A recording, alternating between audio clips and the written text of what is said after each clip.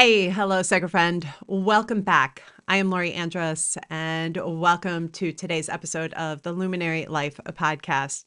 Here, we tune into the energetic themes and we explore ways to navigate them through sacred practice, working with the crystal and stone allies, and really leaning into our own voice of inner wisdom.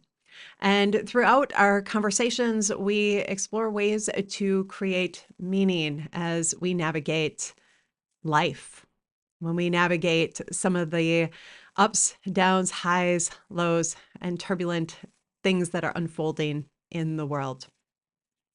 And turbulent, goodness, I think that word is just so spot on for right now, so spot on for what has all been unfolding. And I know you can see it, you're feeling it, you're living it.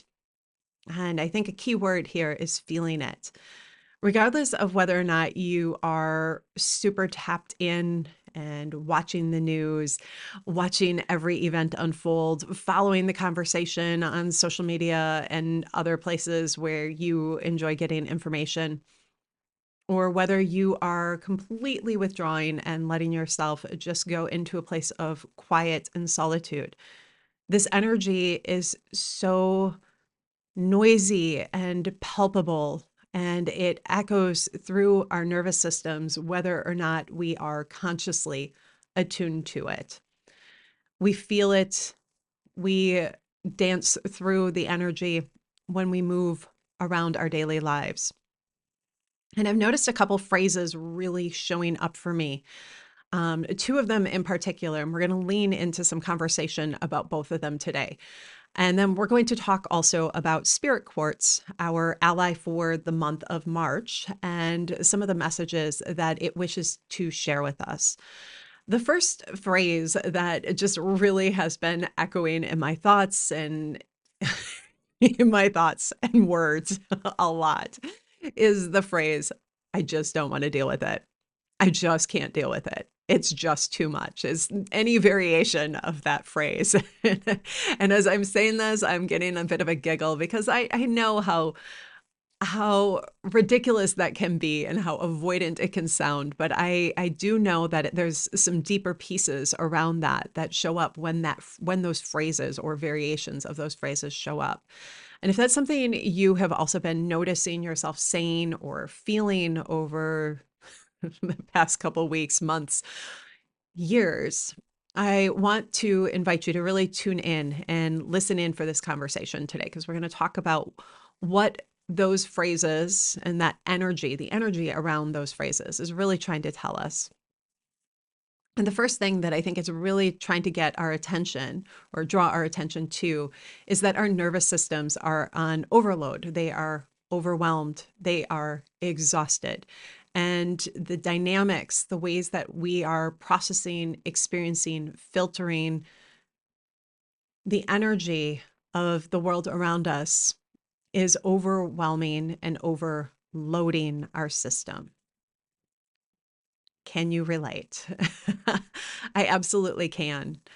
I think our bodies are going through, and our minds are going through this kind of thought process almost every day. Like, can anything more ridiculous happen? And yet something does. We aren't surprised. It's almost like we're just ready for the next piece to pop, the next thing to show up. And I know that a big part of the conversation in spiritual arenas has been around this big clearing, this big turning over of energy that's unfolding. And that really is a big part of what's happening. We don't have to look far to see that. Things that have been hidden, veiled, disguised, denied are coming to the surface, one thing after another. And each one of us processes and feels those differently. And that is reflected in the stories that are alive or have been experienced by our nervous system in this lifetime and past lifetimes, stories our soul carries. And when they get activated, our nervous system is activated. We become overwhelmed. We become energetically, we energetically respond, even if we aren't aware that we're consciously responding. And I think, having an awareness that this is unfolding, that this is happening is really important. And it's also really important to really have cultivate an awareness around the ways that we uniquely can slow down, reset, reconnect, and reset our nervous system. How we can take it from a place of being dysregulated into being regulated. How we can reconnect with the rhythm and cycle that is natural for us. And now, what I'm really speaking about with that is really letting ourselves tune into the rhythm of the earth. The earth is a greater rhythm. And I'm not talking about all of the little, pitter patter of, conversation and chaos and places of softness and places of craziness that is, the human experience. I'm talking about the bigger vessel that is the earth, Mother Earth, the great mother, letting ourselves tap in and connect with her, letting ourselves feel attuned to her rhythm and recognizing that her rhythm is a greater pulse that holds for us. Now, this is something we sank into conversation about last week in last week's episode. We dove deep into that. We talked about many different ways that we can do that. And I shared a practice with you. And if you didn't catch that episode, I want to invite you to pop over there.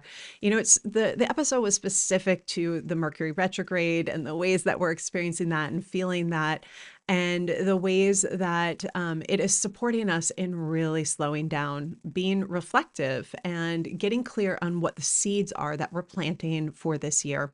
And then also the ways that perhaps our nervous system becomes dysregulated and how we can sink into a more regulated way or regulated system by connecting with the earth and calling our energy back, calling our power back, and letting that re-anchor within us. Now, this week, I really want to kind of spin off of that, but look a little bit more at this piece of um, where is it that we source from? Where this is the second phrase that has been coming through my head. And it is a phrase that I first heard in 2008 when I was in Peru. One of my teachers, Adolfo, did a cocoa leaf reading for me. And in the middle of the reading, he said, "Where do you source from?" And, at that time and in that context and in, where his methodology is, it was about what mountain do you have a connection with? What location on earth do you connect with energetically and allow yourself to connect with as an ally in your life and in your work? And I think, this question of where do you source from is one that I think is really important for us to have in our awareness. And I think I want to invite you to play with the context of this a little bit for yourself and what that means for you. So for many of us, we can look at where we source from as where do we feel a deep connection with the earth? That to me is one of the primary places we need to have an awareness of, because where we source from is going to help us connect back into that great rhythm. Where we connect with energetically is going to create a much bigger container to support the energy that's flowing through us, that we're experiencing, to help us process it, to allow it to be moved, allow it to be felt, allow it to come into our awareness. And I think this could be a much, much bigger conversation, but letting ourselves begin to really know where we feel a deep sense of connection. And I'll give you a couple examples of where I feel a deep sense of connection. And this is, to me, how we begin to have an awareness of where we connect with and source energetically from. For me, it's the Great Lakes, Lake Superior and Lake Michigan specifically. They're both in my local region. And then those tend to have, more of a big divine feminine energy. And then with that, looking at places that have kind of more rocky regions. There's a spot up in the Upper Peninsula of Michigan that I feel a deep connection with, somewhere near camp where we have our land. I feel a deep sense of connection and sourcing from there. What we're looking at with this idea of where do you source from is like, where is it that we are allowing our energy to be nourished, nurtured, fed, activated, and remembering its connection to the earth, remembering the significance of its connection to the earth, and knowing the significance of being deeply present here on the earth. The other thing, around this piece of where do you source from, there's other little like granular ways that we can play with this. And other ways that I feel are really important are things like, what element do you most connect with? Fire, water, earth, air. How do you connect with the natural realms? Are you a crystal person? Are you a stone person? Do you love the trees? Do you connect with the trees? Where do you source deep and intimate connection? Now, this is kind of getting into the crystal of the month, our crystal ally of the month, which is Spirit Quartz. Now, Spirit Quartz is really inviting us to sink into the warm embrace of our spirit family, the warm embrace of our spirit family. Ah, that looks a little bit different than some of the ideas that we have around family. Our spirit family extends beyond humans. It extends to our furry friends, our other animal friends, the pets that we have in our world, the ways that we connect with the animal kingdom, the mineral kingdom, the crystal kingdom, the different elements. That piece of family, it ripples and it's multi-layered, multifaceted. Now, the thing that's so beautiful with Spirit Quartz is that there's this one beautiful crystal that's at the center and many little tiny baby crystals around the side of it, representing the multiple facets of that connection, that relationship, and also representing the idea of coming together around an ideology, a belief, a place, a person, a thing, you know, animal, whatever it is, right? The coming together around something, whatever that looks like for you. Part of what Spirit Quartz is inviting us to consider this month is, where are we nourished? When we sink into the warm embrace of our spirit family, in whatever context you want to regard spirit family as, where do we feel nourished? What nourishes us? What energy is sourced from that place, from that community, from that that point of connection? And how is it supporting us in our lives? One of the next things that Spirit Quartz really invites us to consider and explore is, how are we relating to all of those points of connection? And how are we allowing each point to hold a different role in our lives? Just as we ourselves take on different roles: mother, sister, teacher, friend, companion, creative, whatever it is, whatever roles we take on. We have many, many different roles that we take on. Are we allowing people to hold different roles and not expecting them to fill all roles? So whatever facet or point of connection, or however we regard spirit family, are we allowing for different facets to be expressed and supported? Are we allowing everyone to hold different aspects? I think one of the things that often shows up, especially in the world of, those deep, intimate connections that we sometimes regard as spirit family or soul connections, is being able to recognize that they don't need to serve every role. And I think this is a little tricky. It's not always the easiest thing because sometimes we recognize this deep connection and we just want to pour all of who we are into that connection.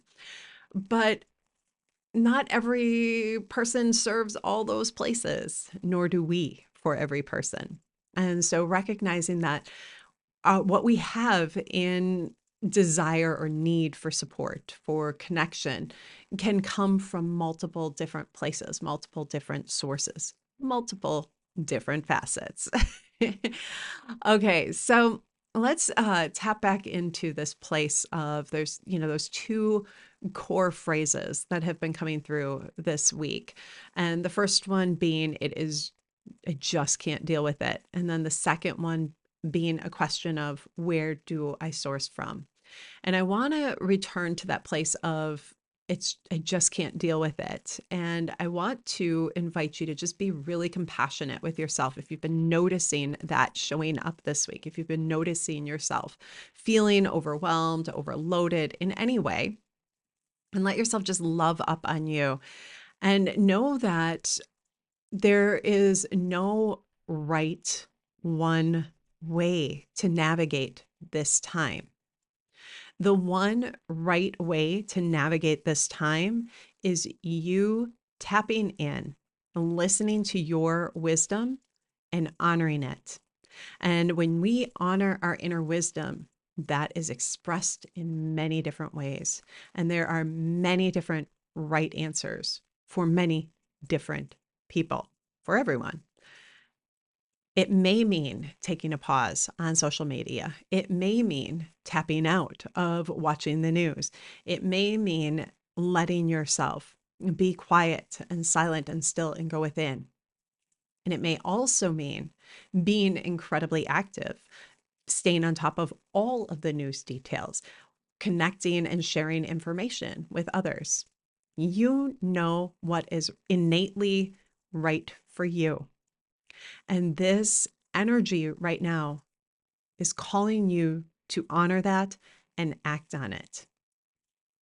And to really recognize when and where and how you are overloaded, and then giving yourself space to source and connect with nourishment. Now, in this ideal world, everything weaves together and all happens simultaneously at the same time. But sometimes we need to have little boundaries around things. We need to dip in and then dip out, and dip in and dip out, and let ourselves really navigate what is right for us from one moment to the next. Really honoring the subtleties and the nuances of how we're experiencing things. Let yourself spend some time this week in reflection on where you source nourishment from.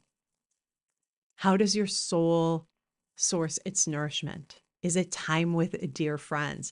Is it time out playing in nature? Is it time being creative? Is it time watching a good, juicy movie or reading a fantastic novel or diving in and learning something new? How do you source nourishment? And then letting yourself also recognize the points where you are on overload.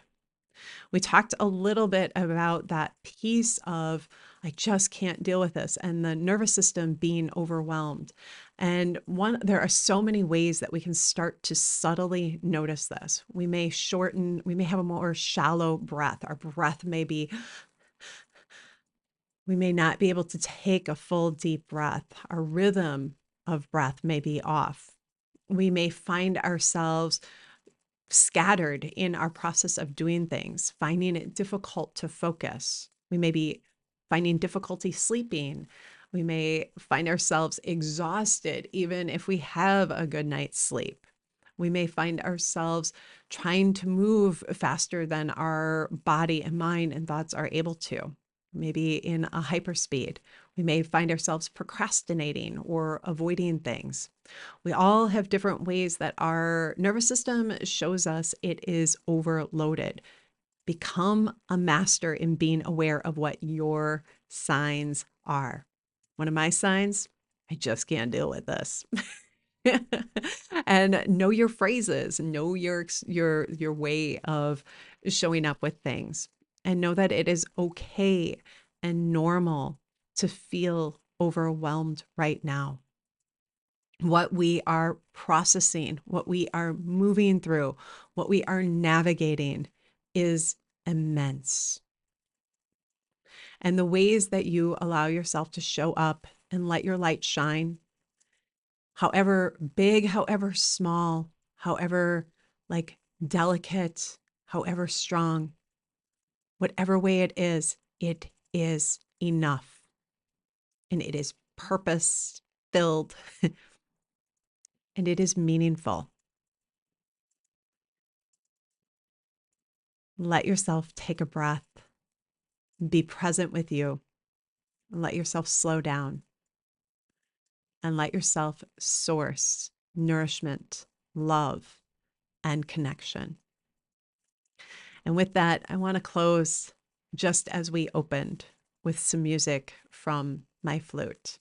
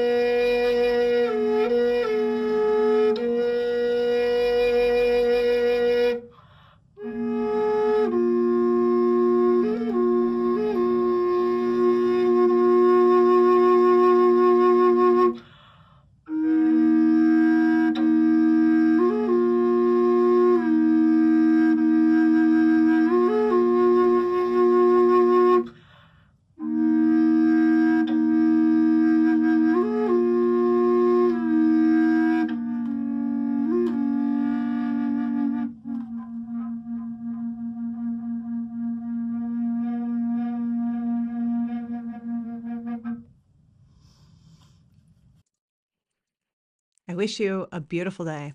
And as always, shine brightly. Bye for now.